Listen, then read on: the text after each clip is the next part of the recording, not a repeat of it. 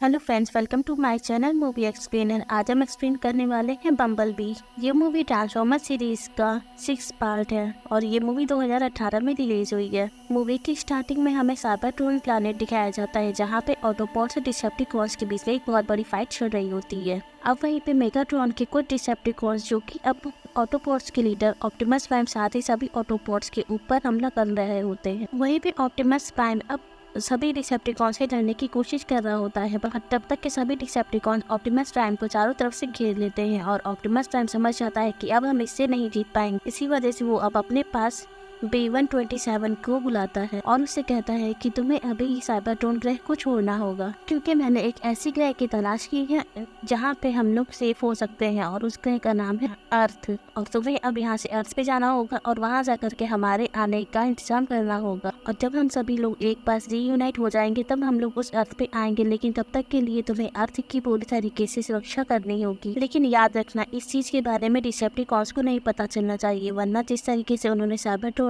बर्बाद किया है वैसे ही वो पृथ्वी को भी बर्बाद कर देंगे। अब वहीं पे B-127, जो कि एक वॉरियर था, और वो अब ऑप्टिमस प्राइम से कहता है कि मैं यहाँ पे रह करके इस जंग को लड़ना चाहता हूँ। लेकिन ऑप्टिमस प्राइम उनका लीडर होता है, इसी वजह से उसे ऑप्टिमस प्राइम की बात माननी पड़ती है और फिर वहाँ सीधे वहाँ से अर्थ पे आ जाता है। जिसके बाद हमारा CNC अर्थ पे शिफ्ट करते हैं, जहाँ पे कुछ US मिलिट्री के कुछ जवान होते हैं जो कि एक फॉरेस्ट में ट्रेनिंग कर रहे होते हैं। उसी टाइम आसमान से एक बहुत बड़ा मेडियोर जो कि धरती पे आकर के गिर जाता है और जैसे ही वो लोग पीछे मुड़ करके देखते हैं तब वो लोग काफी ज्यादा डर जाते हैं कि वो लोग अब पहली बार B-127 को देख रहे होते हैं और कुछ सोल्जर्स ऐसे होते हैं जो कि अब B-127 के ऊपर फायर करने लगते हैं। अब B-127 वहाँ से भागता हुआ वहाँ पे कुछ गाड़ियाँ खड़ी होती है, उनका वो रूप ले लेता है और वहाँ से भाग जाता है। बट उसी टाइम उन्हीं सोल्जर्स का एक लीडर होता है जो कि अब उन सभी सोल्जर्स को B-127 के पीछे लगा देता है और थोड़ी दूर जाने के बाद से वो लोग B-127 को घेर लेते हैं। तब B-127 उन सभी सोल्जर्स से कहता है कि मैं तुम्हारा दुश्मन नहीं हूँ, मैं तुम लोगों को कोई भी हार्म नहीं करूँगा। और उसी टाइम वहाँ पे एक फाइटर प्लेन जो कि अपनी मिसाइल को लॉन्च करता है और वहीं हमें पता चलता है कि वो फाइटर प्लेन एक डिसेप्टिकॉन है और उसका नाम ब्लैक वांस है, जिससे कि सभी सोल्जर्स और कर्नल बार्न्स वहीं पे काफी ज्यादा घायल हो जाते हैं। वहीं पे डिसेप्टिकॉन जिसका नाम अब ब्लेडस्विंग होता है, अब वो B-127 से फाइट करने लगता है और उसे पूछता है कि मुझे तुम जल्द से जल्द बता दो कि ऑप्टिमस प्राइम कहाँ पर है। लेकिन B-127 उसे नहीं बताता है कि ऑप्टिमस प्राइम कहाँ पर है। इसके बाद ब्लेडस्विंग B-127 के ऊपर काफी ज्यादा वार करता है और B-127 पे एक वॉरियर होता है, इसी वजह से वो भी अब ब्लेडस्विंग से पूरी ताकत के साथ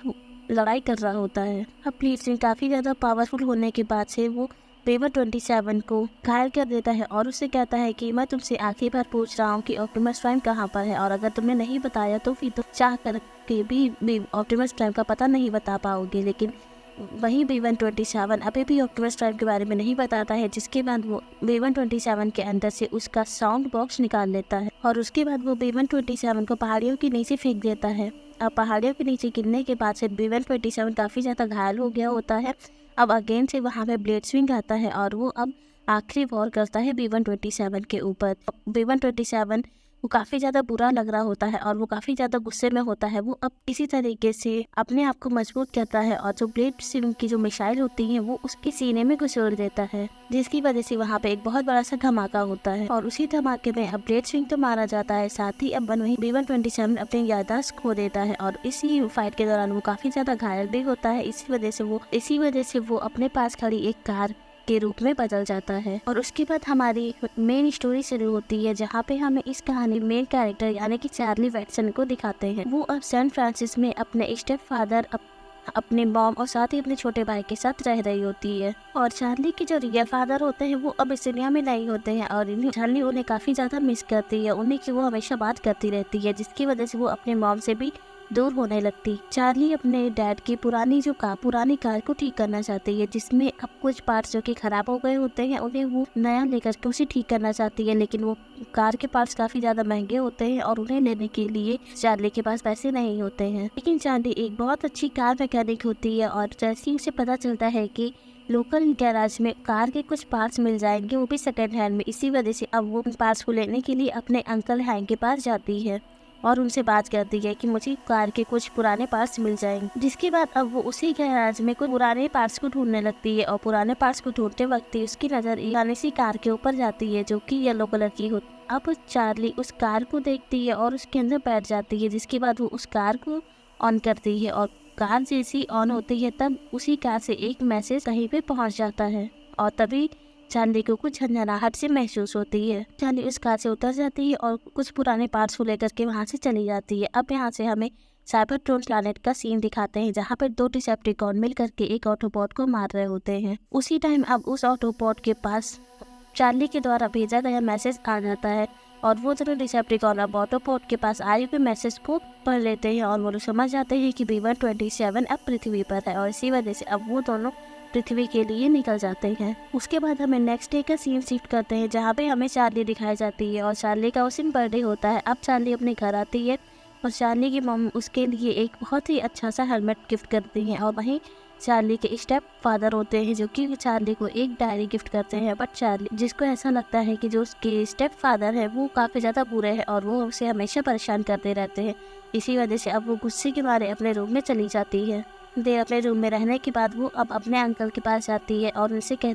उनसे उस येलो कार के बारे में पूछती है और कहती है कि आप प्लीज़ मुझे येलो कार दे दीजिए, आप इसके बदले चाहे तो मैं आपके गैराज में 1 साल तक फ्री में काम करूंगी। अब अंकल हैंग उसे मना कर देते हैं और कहते हैं कि मेरे गैराज में तुम्हारे लिए कोई भी काम नहीं है, लेकिन अगर तुम चाहती हो तो तुम उस येलो कार को यहाँ से लेके जा सकती हो, बट शर्त सिर्फ यही है कि तुम अगर उसे स्टार्ट कर देती हो तो फिर तुम इसे लेकर के चली जाओ। अब चार्ली खुश हो जाती है और फाइनली वो अब येलो कार ऑन कर देती है और फिर वो उस कार को लेकर के अपने गैराज में पहुंच जाती है। चार्ली उस कार को लेकर के काफ़ी ज़्यादा खुश होती है और इसी वजह से अब वो उस कार को और ज़्यादा मॉडिफाई करके और भी ज़्यादा बेहतर बनाना चाहती है। इसी वजह से वो अब कार को टच कर ही रही होती है और वहाँ की लाइट्स ऑन करती है। तभी उसे कार के नीचे से कुछ आवाज़ आती है नीचे गिरने की और जैसे ही वो टॉर्च लेकर के कार के नीचे देखती है तब उसे कुछ अजीब सा फेस नजर आता है और जब तक कि वो कुछ समझ पाती तब तक कि B-127 अब एक्टिवेट हो जाता है क्योंकि वो काफ़ी सालों से सो रहा होता है। अब चार्ली और B-127 एक दूसरे को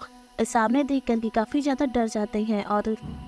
वहीं पे अब चार्ली समझ जाती है कि ये कोई एक बहुत बड़ा सा रोबोट है और वो मुझे देख कर के डर रहा है क्योंकि चार्ली के हाथ में एक रिंच होती है। अब वो उस रिंच को नीचे रख देती है और फिर वो B-127 से पूछती है कि तुम कौन हो और तुम यहाँ पे क्या कर रहे हो, तुम्हारा नाम क्या है और तुम यहाँ पे क्या कर रहे हो। जिसके बाद B-127 जिसका अब साउंड बॉक्स नहीं होता है, इसी वजह से वो अब कुछ बोल नहीं पाता है और वहीं से B-127 की याददाश्त भी नहीं होती है। इसी वजह से अब वो इशारों में चार्ली से पूछता है कि तुम कौन हो। चार्ली उसे अपना नाम बताती है और फिर वो B-127 से कहती है कि तुम येलो कलर के हो और तुम पूरे बी की तरह लगते हो और इसीलिए आज से तुम्हारा नाम बम्बल बी है। और यहीं पे हमें पता चलता है कि B-127 ही बम्बल बी है। उसके बाद हमें एक दूसरी जगह का सीन शिफ्ट करते हैं जहाँ पे हमें एक कपल को दिखाया जाता है और वो दोनों आपस में लड़ रहे होते हैं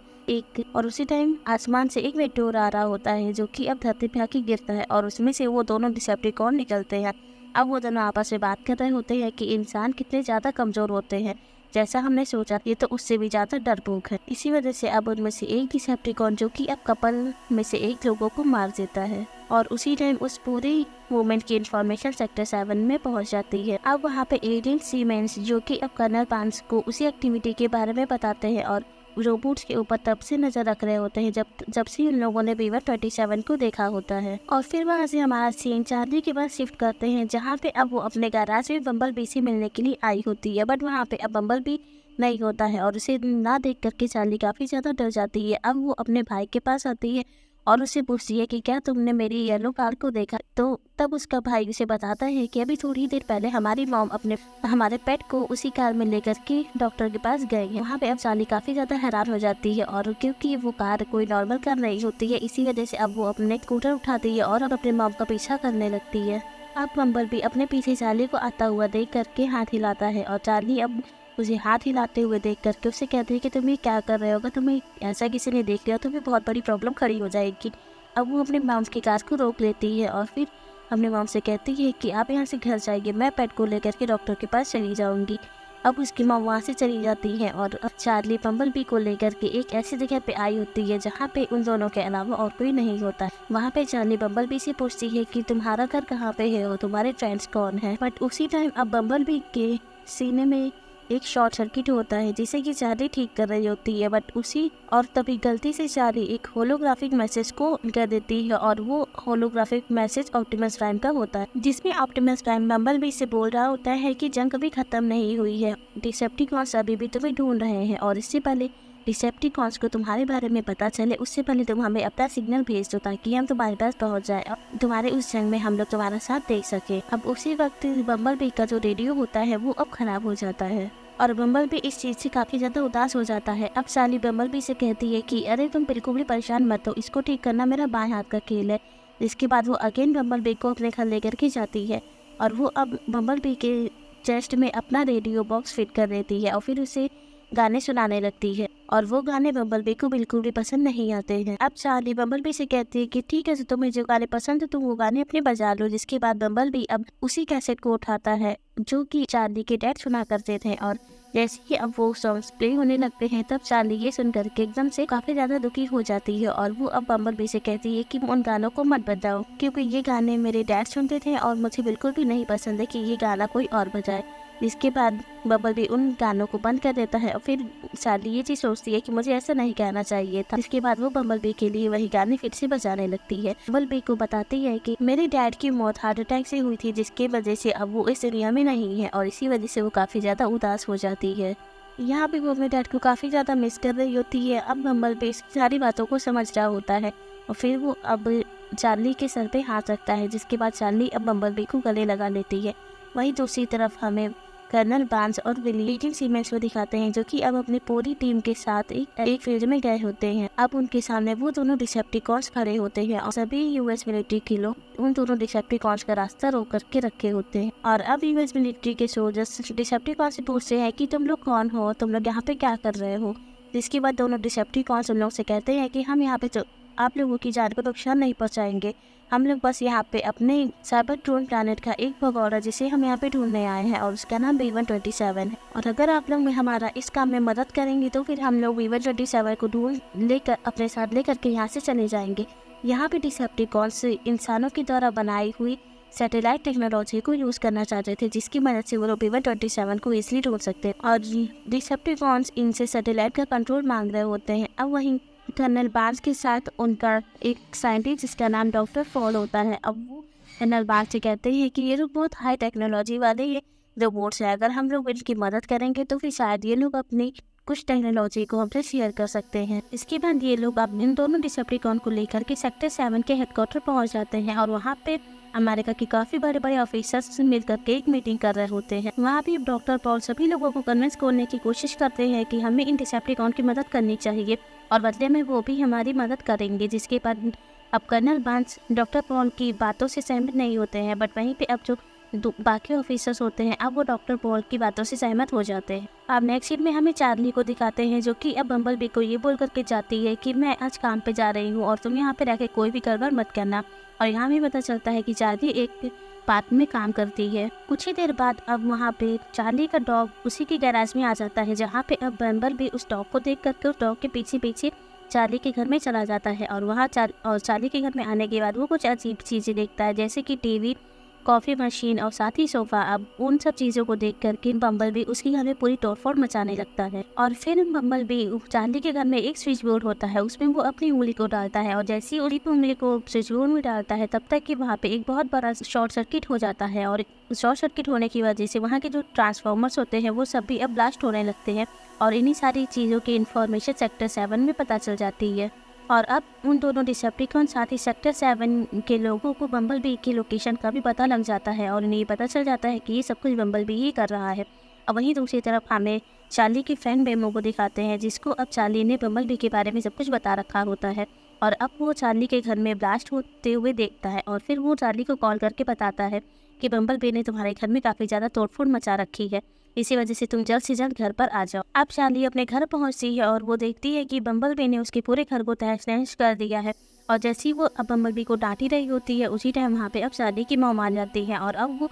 चार्ली को काफ़ी ज़्यादा डांट रही होती है और तुम्हारी वजह से मेरा पूरा घर बर्बाद हो गया है। अब चार्ली अपनी मॉम से कहती है कि आप बिल्कुल भी टेंशन मत लीजिए, मैं आकर के आपको सब कुछ सच बता दूंगी। जिसके बाद चार्ली अब अपने फ्रेंड मेमो और साथ ही बम्बल बी को लेकर के वहाँ से निकल जाती है और रास्ते में कुछ ही दूर जाने के बाद अब सेक्टर 7 अपनी पूरी टीम के साथ चार्ली को घेर लेता है। और अब वो चार्ली से कहते हैं कि तुम एक भगौड़े को लेकर के जा रही हो, वो बिल्कुल भी सही नहीं है तुम्हारे लिए। अब चार्ली उन सेक्टर 7 की पूरी टीम को समझाती है कि ये कोई खतरनाक रोबोट नहीं है, ये लोग की जान को नुकसान नहीं पहुंचाएगा और ये मेरा दोस्त है। बट वहीं पे अब सेक्टर 7 की जो टीम होती है वो चार्ली को पकड़ लेती है। साथ ही वहाँ पे बम्बल भी, जो कि चार्ली को खतरे में देख करके वो अपने असली रूप में आ जाता है और वो सेक्टर 7 की टीम को मारने लगता है। बट तब तक कि वहाँ पे अब वो दोनों डिसेप्टिकॉन भी आ जाते हैं, जिनसे अब और वहाँ पे अब बम्बल भी अकेला पड़ जाता है और दोनों डिसेप्टिकॉन बम्बल भी के ऊपर भारी पड़ने लगते हैं। बट बम्बल भी बिल्कुल भी हार नहीं मानता है और वो उन दोनों डिसेप्टिकॉन के साथ बराबर लड़ाई कर रहा होता है। अब वो दोनों डिसेप्टिकॉन बम्बल बी को काफ़ी ज़्यादा मारते हैं, इसी वजह से बम्बल बी उन लोगों से ज़्यादा फाइट नहीं कर पाता है। और तब तक कि वहाँ पे पीछे से सेक्टर 7 की टीम बम्बल बी के ऊपर शॉकवेव गन से फायर कर देती है, जिससे कि बम्बल बी वहीं पे गिर जाता है और चार्ली अब बम्बल बी को उठाने की कोशिश कर रही होती है। बट शॉक लगने की वजह से चार्ली भी वहाँ पे बेहोश हो जाती है। अब नेक्स्ट सुबह में चार्ली अपने आप को अपने घर में अपने बेड पे पाती है और जब उसे होश आता है तब वो अपने घर रूम से बाहर जाती है और वो देखती है कि कर्नल बार्न्स, जो कि अब उसकी मॉम और उसके स्टेप फादर से बात कर रहे होते हैं और कहते हैं कि चार्ली ने एक कार को चुराया और वो कार एक बहुत खतरनाक रोबोट है। अब चार्ली वहाँ पे कर्नल बार्न्स से कहती है कि बम्बल भी मेरा दोस्त है और वो बहुत अच्छा रोबोट है, वो किसी की जान को भी नुकसान नहीं पहुँचाना चाहता है और लेकिन तुम लोगों ने उसे पकड़ करके उसके ही दुश्मनों के हाथों सौंप दिया है। अब वो दोनों उसका क्या हाल करेंगे ये तो तुम भी नहीं जानते हो, फिर वो हमारी पूरी धरती को भी तबाह कर देंगे। अब वहाँ पे चार्ली डिसाइड कर देती है कि वो किसी भी हालत में बम्बल बी की जान बचा करके ही रहेगी और इसी वजह से अब वो अपने फ्रेंड मेमो के घर जाती है और अब वो प्लान बनाती है कि वो कैसे बम्बल बी को छुड़ाएगी। बट वहीं पर उसका छोटा भाई, जो कि इन लोगों की सारी बातें सुन लेता है और अब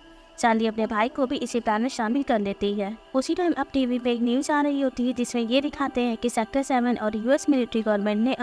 मिल करके एक बेस तैयार किया है और चार्ली इस न्यूज़ को देख करके समझ जाती है कि ज़रूर इन लोगों ने बम्बल बी को उसी बेस में रखा है। और अब ये तीनों उसी न्यूज़ के उस लोकेशन में पहुंच जाते हैं जहां पे उन लोगों का बेस होता है और जब वो लोग उसके अंदर जाते हैं तब देखते हैं कि वहां पे बम्बल बी को बांध रखा होता है और वो दोनों डिसेप्टिकॉन बम्बल बी को काफ़ी ज़्यादा टॉर्चर कर रहे होते हैं। वो उससे बार बार पूछ रहे होते हैं कि बताओ ऑप्टिमस प्राइम कहाँ पर है, लेकिन बम्बल बी जो कि अपनी याददाश्त को खो चुका होता है, इसी वजह से उसे सच में कुछ याद नहीं होता है। अब उन दोनों डिसेप्टिकॉन को ऑप्टिमस प्राइम के बारे में कुछ भी नहीं पता चलता है, इसी वजह से वो लोग अब गुस्से के मारे बम्बल बी को वहीं पे जान से मार देते हैं और वो दोनों मिलकर के आपस में बातें कर रहे होते हैं। वो इवन 27 तो मारा गया है और अब इस चीज़ की जानकारी जब ऑटोपॉड्स को लगेगी तो वो सभी ऑटोपॉड्स धरती पे आएंगे, इसीलिए हमें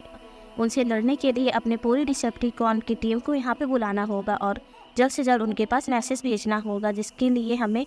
इंसानों की बनी हुई सैटेलाइट की मदद लेनी पड़ेगी और यहाँ पे पास में टावर है जिनसे हमारा सिग्नल आसानी से पहुँच जाएगा।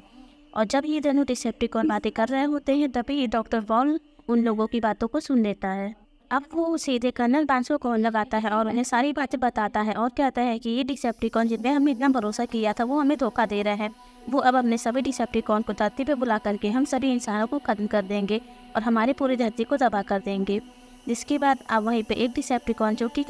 डॉक्टर पॉल की बातें सुन लेता है और फिर उसे वहीं पे जान से मार देता है। जिसके बाद ये दोनों डिसेप्टिकॉन वहाँ से निकल जाते हैं। अब वहीं चार्ली और चार्ली का फैन जो कि इन लोग की बातें सुन रहे होते हैं, सब डिसेप्टिकॉन निकल रहे होते हैं, तब वो लोग जगह छुप जाते हैं और फिर जब वो लोग चले जाते हैं तब चार्ली बम्बल बी के पास आती है और वो उसे जगाने की कोशिश करती है, बट बम्बल अब नहीं जगता है। तभी उसके पीछे रखी हुई शॉकवेव गन वो उठाती है और लगातार बम्बल बी के ऊपर शूट करने लगती है। बट गन शूट करने के बावजूद बम्बल बी को होश नहीं आता है, इस वजह से चार्ली काफ़ी ज़्यादा उदास हो जाती है और वो अमाय शांत से वहाँ पे बैठ जाती है। बट उसी बीच बम्बल बी उठ के खड़ा हो जाता है और उसे होश आ जाता है। अब चार्ली बम्बल बी को गले लगाती है और वहाँ पे अब मेमो, चार्ली का फ्रेंड, भी काफ़ी ज़्यादा खुश हो जाता है कि अब बम्बल बी को होश आ गया है। पर तब तक कि वहाँ पे अब कर्नल बार्न्स की पूरी टीम आ जाती है जो कि अब उसे पूरे बेस एक बॉम्ब से उड़ा देती है और अगेन से वो बम्बल बी को पकड़ लेती है। जिसके बाद बम्बल बी अब अपने रियल फाइट मोड में आ जाता है और फिर वो वहाँ पे जितने भी टैंक्स होते हैं उन सभी टैंक्स को उड़ा देता है और ये चीज़ देखकर के साजी भी डर जाती है।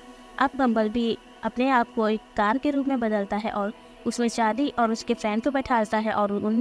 फिर उन लोगों को लेकर के उस टावर के लिए निकल जाता है। वहीं दूसरी तरफ हमें वो टावर दिखाते हैं जहाँ पे अब वो दोनों डिसेप्टिकॉन सैटेलाइट और अपनी टेक्नोलॉजी के साथ उस टावर पे पूरा सेटअप कर चुके होते हैं अपने सभी डिसेप्टिकॉन्स को सिग्नल भेजने के लिए। बट तब तक कि वहाँ पे अब बम्बल बी जो कि अब चार्ली के साथ आ जाता है और वह वो चार्ली को एक बॉक्स में बैठा देता है ताकि वो उस बॉक्स में सेफ रहे, जिसके बाद बम्बल बी अब उन दोनों डिसेप्टिकॉन के ऊपर लगातार हमला करने लगता है। और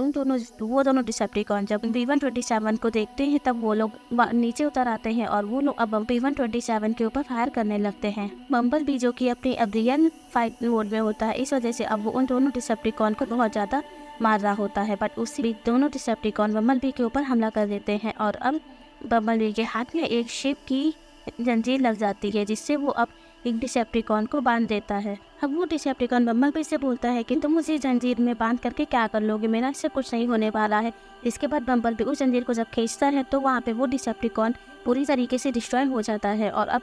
वो डिसेप्टिकॉन डिस्ट्रॉय होने की वजह से दूसरा डिसेप्टिकॉन जो कि अब बम्बल बी के ऊपर लगातार फायरिंग करने लगता है और वो अब बम्बल बी को काफ़ी ज़्यादा मार रहा होता है और इन दोनों के बीच अगेन से फाइट शुरू हो जाती है। वहीं दूसरी तरफ डिसेप्टिकॉन्स का जो मैसेज है वो अब थोड़ी देर में बाकी डिसेप्टिकॉन्स के पास जाने ही वाला था कि तब तक कि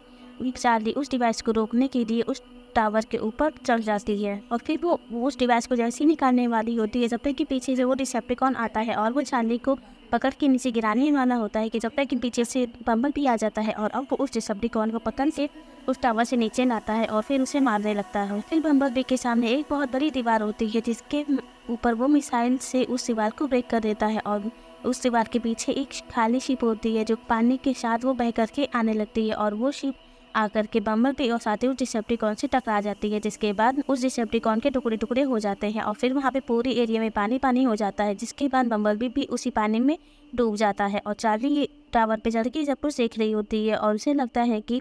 बम्बल बी अब इस दुनिया में नहीं रहा। इसी वजह से अब वो पानी में कूद जाती है बम्बल बी की जान बचाने के लिए, क्योंकि चार्ली एक नेशनल ड्राइवर होती है। इस वजह से वो पानी की काफ़ी गहराई में जा करके बम्बल बी को बाहर निकाल लाती है और उसे पता चलता है कि बम्बल बी अभी भी जिंदा, और फिर वो काफ़ी ज़्यादा खुश हो जाती है और इसी से इस दुनिया पे एक बहुत बड़ा खतरा आने वाला जो था वो अब टल जाता है। उसके बाद हमें चार्ली और बम्बल बी की आखिरी मुलाकात दिखाई जाती है क्योंकि बम्बल बी समझ जाता है कि अभी भी इस दुनिया में फ्यूचर में काफ़ी सारे बड़े बड़े हादसे होने वाले हैं और अगर मैं चार्ली के साथ रहूँगा तो फिर चार्ली की जान को खतरा हो सकता है। इसी वजह से मुझे अब चार्ली से दूर जाना चाहिए। इसी वजह से वो अब चार्ली को अब आखिरी बाय बोल करके उसे हक करता है और वहाँ से चला जाता है। अब लास्ट सीन में हमें ऑप्टिमस प्राइम को दिखाया जाता है और अब वो B-127 से कहता है कि तुम्हारा शुक्रिया कि तुमने इस धरती को अभी तक की बचा के रखा है। और फिर हम आसमान की तरफ देखते हैं कि काफ़ी सारे ऑटोबॉट्स जो कि अब इस धरती की तरफ आ रहे होते हैं और इसी के साथ ये मूवी यहाँ पे कम्प्लीटली एंड हो जाती है। सो गाइस प्लीज़ हमें कमेंट करके बताइएगा कि आपको हमारा रिव्यू कैसा लगा है। अगर मेरा रिव्यू आपको पसंद है तो प्लीज़ मेरे वीडियोस को लाइक करिएगा, साथ ही मेरे चैनल को सब्सक्राइब करिएगा। Thank you for watching.